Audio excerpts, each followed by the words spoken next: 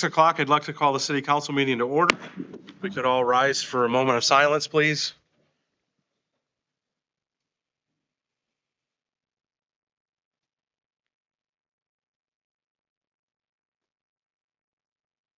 Thank you, and if you could turn and face the flag for the Pledge of Allegiance.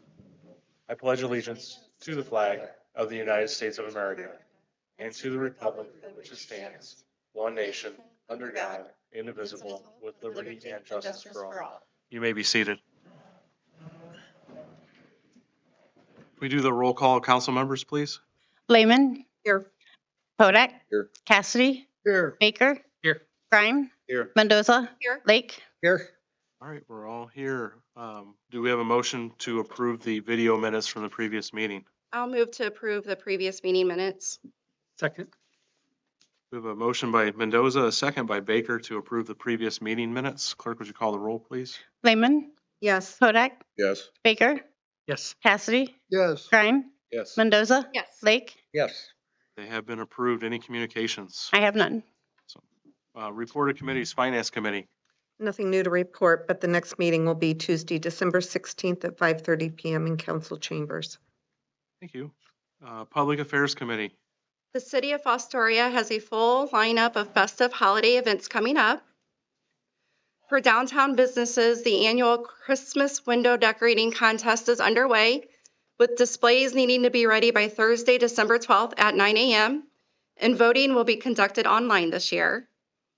On Friday, December 5th, the annual Christmas tree lighting will take place on the municipal lawn at 7 p.m. to kick off the season. Saturday, December 6th will be a very busy day of holiday activities at Fostoria. It begins with breakfast with Santa at the Masonic Center from 9:30 a.m. to noon, hosted by the Fostoria Eastern Stars and Fostoria Masons. Proceeds benefit A Christmas for Every Child, and attendees are encouraged to bring a new unwrapped toy to donate. From there, the Fostoria Holiday Sip and Shop will run from 10 a.m. to 5 p.m. at the Fostoria Learning Center, offering a variety of local vendors and holiday shopping opportunities. At 11 a.m., the City Council's Public Affairs Committee will hold its fourth quarter Convos with Council in Kimosabi's Elbow Room. In the afternoon, downtown festivities continue with the Fostoria Rotary Christmas Parade and Santa's Sidekicks Toy Express, beginning at 1:30 p.m.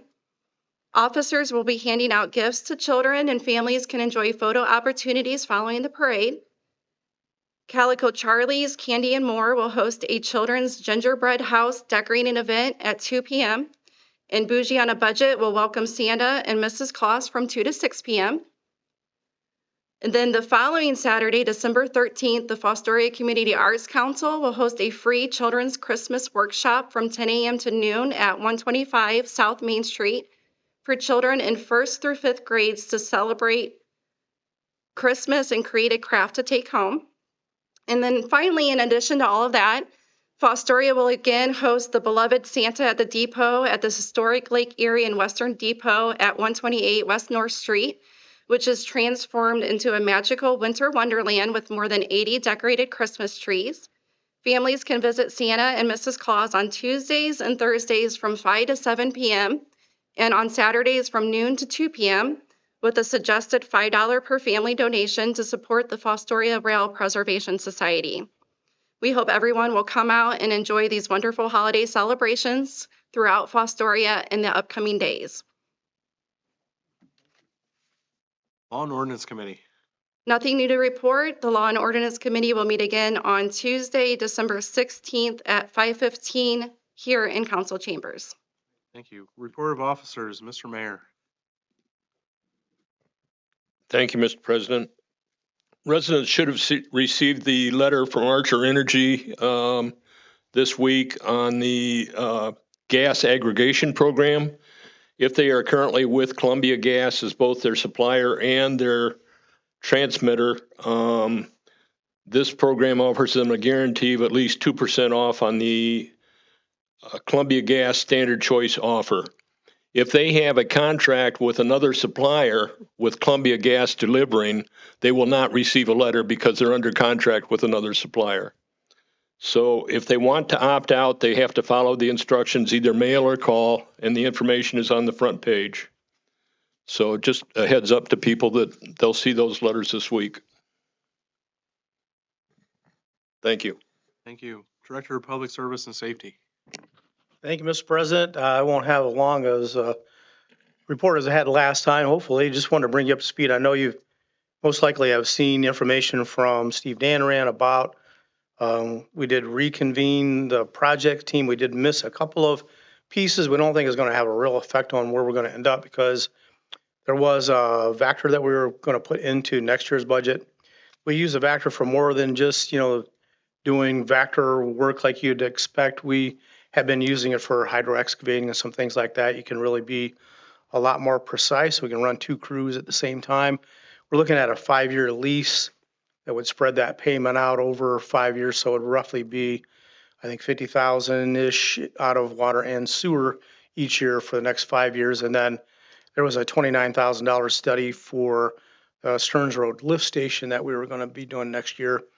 Some of those lift stations certainly have some age on them. We want to see where that needs to go. So adding those 2 pieces in, I'm sure Steve will have a lot more to say about it when he's here at the next meeting, but we don't think we'll have to adjust what we presented to you any more than adding those 2 pieces into that big puzzle, because we've been working on this thing for months. So we think everything is going to be just fine with adding these 2 pieces. And then I think the last time we talked, the sweeper was about to get looked at by some engineers from another state. So they came.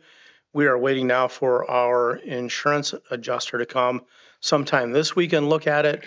And then I think that sweeper is going to take a trip to get, I guess, kind of a forensic audit, I guess, for what may have gone wrong.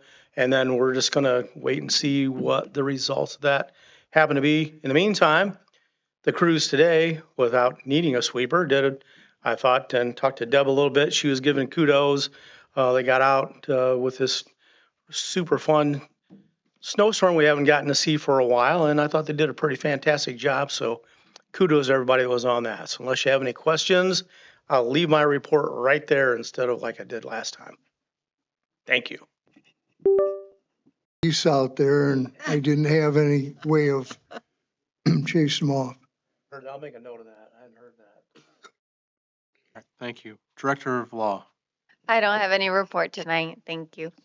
With that, we will move into the public portion. We do have a request from Deb Tyson to speak. We ask you to come forward and limit your comments to 10 minutes or less. Well, I will be brief as well. I do want to thank everyone that has made this town. I've seen this year, everybody has chipped in and made Fostoria better by contributing in some way. One thing I will say on the aggregation is a lot of times it's not clear that there's a cutoff date that you've got to do things by. And so people they might see opt out, but they don't get it. Because when you read the letter, yeah, it says opt out, but you might have missed that little detail just because the letter's so long. And I think that's important. And the other thing is, I think that we have a lot of changes in state and federal right now in Congress and everywhere. And I just was listening to the State House today, and they had to table a lot of things because they're waiting on Congress at the federal level to make their decisions. And I can only imagine that it has to be hard because they're trying to close out for the year. And I think you guys do an awesome job. Thank you. Thank you. This time we'll turn it over to any other members of the public wishing to address council. We just ask you to state your name for the record and limit your comments to 3 minutes or less. Hello, Rebecca Kimball.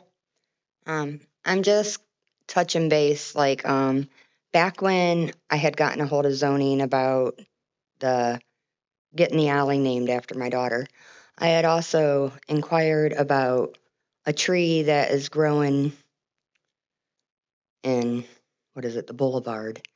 And they had stated that it wasn't bad enough to be tore down, but that they would trim it.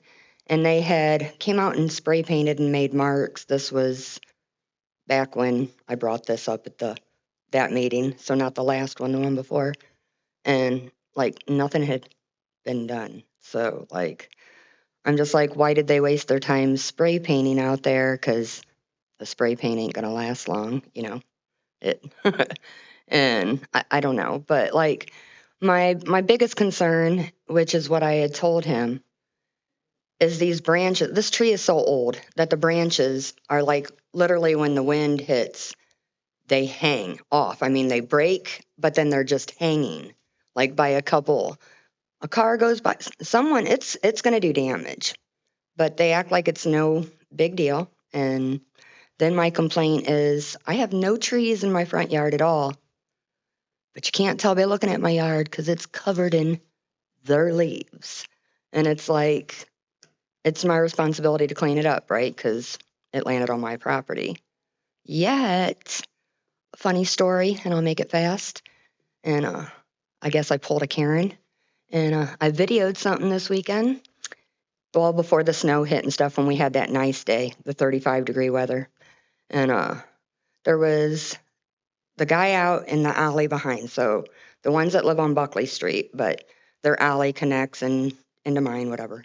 Took all their leaves from their tree and the tree from the neighbor in the back that ain't there right now because whoever owns it's renovating the house to do whatever, and blew them all up in his yard. And I mean all up in, like deep up in the yard. And I watched it and he caught me videoing him because they had started to come towards mine. So then he went out in the alley and hit it all back to that way. And I'm like, that don't justify it. Like if I have to clean up whatever and they, you know, this, and I just, yeah. But something needs done about that tree and that's all I have. Thank you. Any other members of the public wish to address council? Seeing none, we'll move into old business. The first item is remaining tabled for this meeting.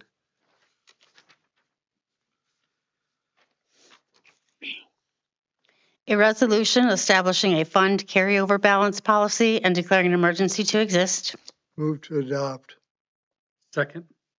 We have a motion by Cassidy, a second by Baker to adopt. Clerk, can you call the roll, please? Lehman, Yes. Kodak, Yes. Cassidy, Yes. Baker, Yes. Grine, Yes. Mendoza, Yes. Lake. Yes.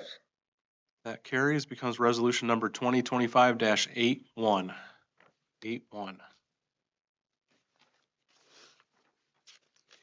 An ordinance authorizing the Director of Public Service and Safety to negotiate and enter into a contract with Seneca County Joint Ambulance District, Jackson Township, Seneca County, Ohio, for the provision of emergency medical services and declaring an emergency to exist. Move to adopt. Second.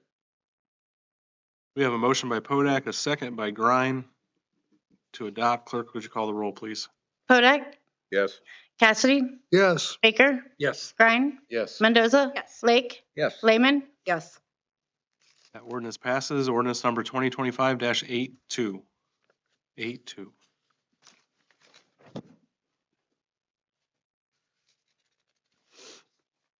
An ordinance establishing the fiscal year 2026 permanent appropriations and declaring an emergency to exist. That was Move to adopt the revisions sent out by the finance director on November 26 related to the new Vector lease. Second. All right, so we're amending We're amending the one that we, by after the first. replacing the, okay.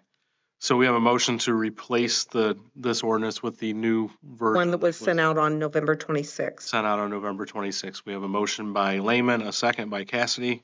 Clerk, would you call the roll? Kodak, Yes. Cassidy, Yes. Baker, Yes. Grine, Yes. Mendoza, Yes. Lake, Yes. Lehman. Yes. Great. Noted for the record, this will be replaced with the November 26th modified version of this ordinance. Move to suspend the three reading rule on three separate occasions. Second.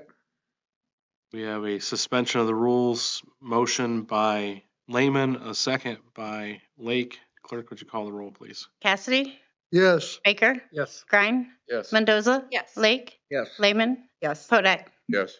All right, the three reading rule has been suspended. Move to adopt. Second. We have a motion by Lake, a second by Baker to adopt. Clerk, would you call the roll, please? Lehman, Yes. Hodak, Yes. Cassidy, Yes. Baker, Yes. Grine, Yes. Mendoza, Yes. Lake. Yes. All right, this passes as ordinance number 2025-83.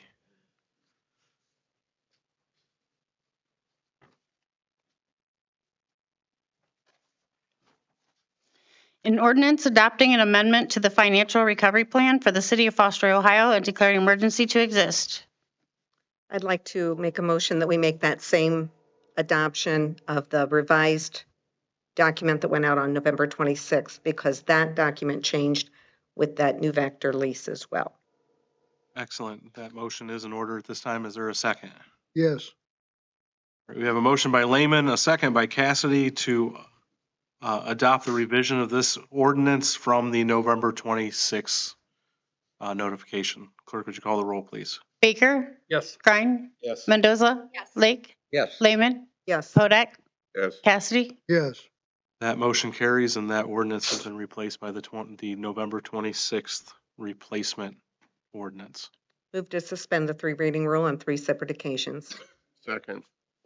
We have a motion by Lehman, a second by Podak to waive the three reading rule on three separate occasions. Clerk, would you call the roll, please? Lake, Yes. Lehman, Yes. Hodak, Yes. Cassidy, Yes. Baker, Yes. Grine, Yes. Mendoza, Yes.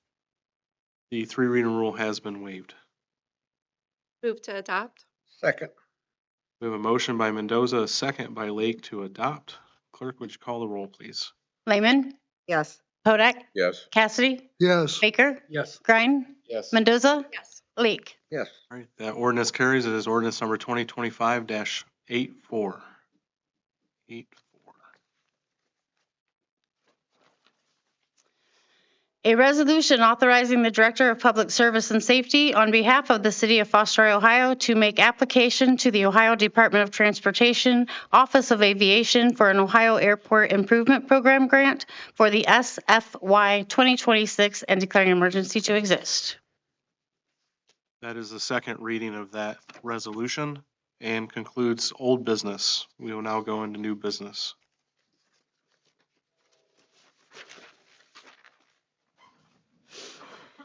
An ordinance adopting and amending ordinance number 2024-105, permanent 2025 appropriations by appropriating from unappropriated funds in the general fund and pension fund, transferring appropriations in the general fund, and transferring funds from the general fund to the pension fund and declaring an emergency to exist. Move to suspend the three reading rule on three separate occasions. Second. We have a motion by Lehman, a second by Mendoza to suspend the three reading rule on three separate occasions. Clerk, would you call the roll, please? Lehman, Yes. Kodak, Yes. Cassidy, Yes. Baker, Yes. Grine, Yes. Mendoza, Yes. Lake. Yes. The three reading rule has been waived. Move to adopt. Second. We have a motion by Cassidy, a second by Lake to adopt. Clerk, would you call the roll, please? Kodak, Yes. Cassidy, Yes. Baker, Yes. Grine, Yes. Mendoza, Yes. Lake, Yes. Lehman. Yes. That motion carries. It becomes ordinance number 2025-85.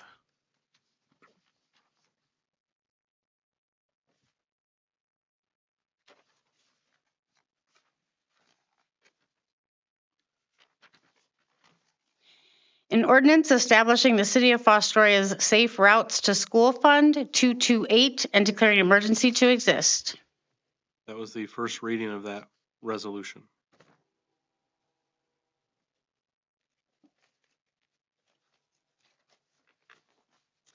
An ordinance establishing the City of Fostoria's TID Grant Fund 432 and declaring an emergency to exist. That is the first reading of that resolution.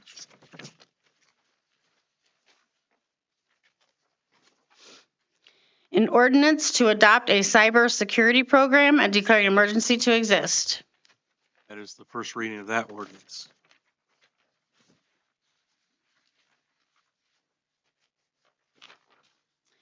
A resolution authorizing the Director of Public Service and Safety on behalf of the City of Fostoria, Ohio, to make application to the Ohio Department of Transportation Office of Aviation for an Ohio Airport Improvement Program grant for the SFY 2026 and declaring an emergency to exist. That is the first reading of that resolution.